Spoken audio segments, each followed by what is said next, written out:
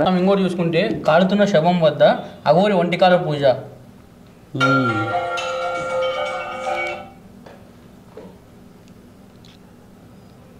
ఇది కావాలని చేస్తా లేకుంటే దానికి కావాల్సిన అర్థం చెప్తాను. చాలామందికి తెలియాల్సిన అవసరం ఉంది ఇక్కడ. యూట్యూబ్లో మంచి వాళ్ళు ఉంటారు, ధర్మమైన వాళ్ళు ఉంటారు, పెద్ద వ్యక్తులు అందరూ ఉంటారు. అయితే అలా ఒక సాధకుడు తిరగడు.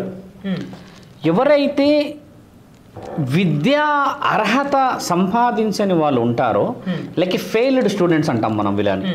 వీళ్ళు ఏం చేస్తారంటే ఎక్స్ట్రా వర్క్ చేసి they can get good positions లాంటివి తీసుకోవడానికి పోతూ ఉంటారు. కాబట్టి అలాంటి విషయ వివరణకు ముందుకు తీసుకెళ్లే అవకాశం ఉంటుంది. వీళ్ళు చేయడానికి ఏంటంటే స్వామి, ఒక శవము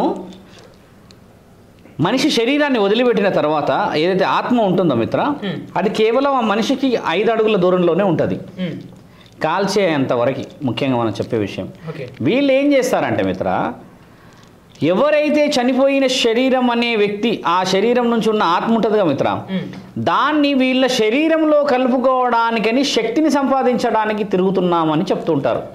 యాక్చువల్లీ దాని అంతరార్థం అది. వీళ్ళు అలా తిరుగుతుంటారు కదా, అది ముమ్మాటికి అది క్షుద్ర భయం. అది అంటే నీకు నిజమైన సాధకుడికి, పరమశివుడికి వెళ్ళిన ఈ శరీరం అంటే దేవుడి దగ్గరికి వెళ్ళిపోయింది అంటాం కదా, అలాంటి శరీరంతో నువ్వు ఒక పరమాత్మని గెలిచేంత శక్తి మానవ శరీరానికి ఉంటుంది అంటారా? ఉండదు కదా. అంటే అక్కడ ఏ శక్తిని సాధించడానికని కూర్చున్నావు అక్కడ నువ్వు? అంటే ఇది క్షుద్ర ప్రయోగంలో క్షుద్ర పూజలు సంపాదించి ఆత్మలార్పణం చేసుకుంటారు కొంతమంది కూర్చొని. మన సినిమాలో చూస్తాం, ఒక్కొక్క ఆత్మ లోపలికి వేసుకుంటున్నాడు, ఇట్లా చూస్తూ ఉంటాము. దయ్యాలని అంటారు, కొంత పేతాత్మలు అంటారు కదా. అలా తిరుగుతున్నది అని అంటే అక్కడ క్షుద్ర ప్రయోగం జరుగుతున్నది అని అర్థం. ఇప్పుడు ఈవిడ దగ్గర ఆవిడ క్షుద్ర ప్రయోగం చేస్తున్నది అని కాదు అక్కడ అర్థం. ఈవిడ కొన్ని శక్తులను సంపాదించాలని ఆలోచిస్తుండవచ్చును. అంటే ఈ ప్రక్రియకు అర్థం చెప్తున్నాం మేము. ఈవిడకు శక్తి లేదు, ఈవిడకు ముందుకు పోతుంది, ఈవిడ ఏమో చేస్తుందని చెప్పట్లేదు. ఈవిడ చేస్తున్న ఆ ప్రక్రియకు అర్థం ఏంటంటే, కాలక ముందుకు శరీరం చుట్టూ ఆ భౌతికం చుట్టూ తిరిగితే ఆ ఆత్మని మనలో ఐక్యం చేసుకుంటే శక్తులు సంపాదించవచ్చు అనేది పైశాచికత్వమైన ఆనందం.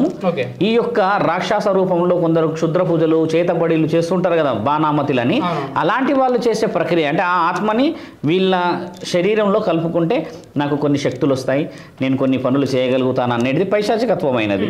ఒకసారి మనిషి శరీరం కాలిందనుకో మిత్ర, కాలబెట్టేశారు అనుకోండి, కాలబెట్టిన తర్వాత ఆ శరీరం కాలుతున్న ఆ తరుణాన్ని చూసి, అంటే మన హిందూ సంప్రదాయం చెప్తున్నాము, ఈ గాలి ఆ భయాన్ని తట్టుకోలేక, ఆ శరీరాన్ని చూసి తట్టుకోలేక, మనకు మామూలుగా ఎక్కడెక్కడో అక్కడ దెబ్బ తగిలినప్పుడు ఏడుపు వస్తుంది కదా, అలాంటిది శరీరమే కాలుతున్నప్పుడు దాన్ని చూస్తుంటే ఆత్మకి ఎంత ఘోష ఉండవచ్చు కదా, ఆ ఘోషనే పరమశివుడి దగ్గరికి చేరేలా చేస్తుంది.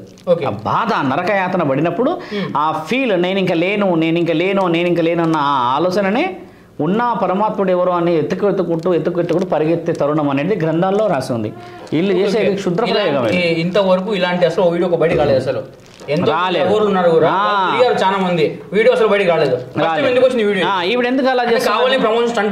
ఇప్పుడు ఏదో చెప్పాలంటే, సోషలైజేషన్ లో చాలా మంది ఏమనుకుంటారు, ఇలా పోతే ఓహో వీళ్ళు ఇలాగే ఉంటారా అని అనుకుంటారు కదా మిత్ర. అలా అనుకున్నప్పుడు ఒక 100 మందిలో 90 మంది నెగిటివ్ గా ఆలోచిస్తే 10 మంది పాజిటివ్ గా ఆలోచిస్తారు కదా. ఇందులో ఈవిడకి పాజిటివ్ ఎవరైతే 10 మంది ఆలోచిస్తున్నారో, ఆ 10 మంది కాస్త ఆవిడ నిజమే, ఆవిడ మంచిదే, ఆవిడ ఇలా ఉంది అలా ఉంది అని అంటున్నది కదా, అది కూడా అవాస్తవము. ఆవిడ వాస్తవం ఏందనేది తెలుసుకోవడం ముఖ్యమైనది అంటున్నాను నేను. ఇప్పుడు ఆవిడకి అబ్జెక్షన్ లేదు మిత్ర, ఒక దుస్తువులు లేకుండా నువ్వు ఒక శవం చుట్టూ తిరగగలుగుతున్నావు అని అంటే దాని అర్థం ఏమిటి? ఒక స్త్రీ శరీరాన్ని తీసుకున్నావు అంటే నీకు శరీరంలో కొంచెం జ్ఞాన సంపద అనేది గురువుల నుంచి వస్తే, నీ గురువులను కూడా నువ్వు అలా తిరిగారా అనేది మనం చూసుకుంటే మనకు ఒక అర్థం వస్తుంది. ఆవిడ ఏదైతే సాధనతో నిలబడుతుందో, నిలబడే పద్ధతి కూడా అది కాదు. ఈ కాలు నిలబడే స్థితే వేరే ఉంటుంది. కాబట్టి ఏంటంటే మనం ఆలోచించాల్సిందంటే, ఇలాంటి వాటికి ఏదో శక్తులు సంపాదించి దైవానికి సంబంధించి చేస్తుందని అనుకోవడం అపోహ. నీ దుస్తువులు ఇప్పుడు నువ్వు ఇలానే ఉన్నావు, నువ్వు కూర్చొని మంత్రాలు చేస్తావు, చేయగలవా? లేదు. నిన్నేమంటారు, ఏమొస్తుంది, ఏం ఫస్ట్ ఆయన చక్కగా లేడు అన్న మాట వస్తుంది కదా. ఇప్పుడు నేను ఇలా ఉండి నీలా కూర్చొని యాంకరింగ్ చేయగలుగుతానా? లేదు. కాబట్టి ఆ రూపం పెట్టుకొని చేస్తున్నప్పుడు ఈ రూపం అనేటిదే చూస్తుంది, కానీ సమాజం ఆయన చేసే పనులు చూడదు. ఇంకోటి వీళ్ళ గురువు ఎవరో ఆయన తెలంగాణ వస్తున్నాడు, 100 మందిని పిలుచుకొని వస్తున్నారు అంటున్నారు. 100 మందిని కాదు, 1,00,000 మందిని పిలుచుకరండి. శివరుద్ర సాధువు సిద్ధంగా ఉన్నాడు మొత్తం అఘోరాలతో మాట్లాడడానికి. వాళ్ళని నాకు ప్రశ్నలు ఏమనండి, నిజంగా వస్తానంటారు వాళ్ళు. అంత లేదు శంకర. ధర్మాన్ని రక్షించడానికి పరమాత్ముడు ఓలే కారణజన్మలను పుట్టిస్తాడే, కానీ ధర్మమే తెలియని నీకు దుస్తులు అంటే స్త్రీలు అంటేనే విలువలు అంటేనే సంప్రదాయం అంటేనే మన కుటుంబం అని మన భారతదేశంలో మనం ఎంత మంచిగా చెప్తూ ఉంటే, ఆ స్త్రీకే నువ్వు దుస్తులు లేకుండా కనబడినావు అంటే నీకు మొదట నీ శరీరం మీదనే నీకు ధ్యాస లేదని అర్థం.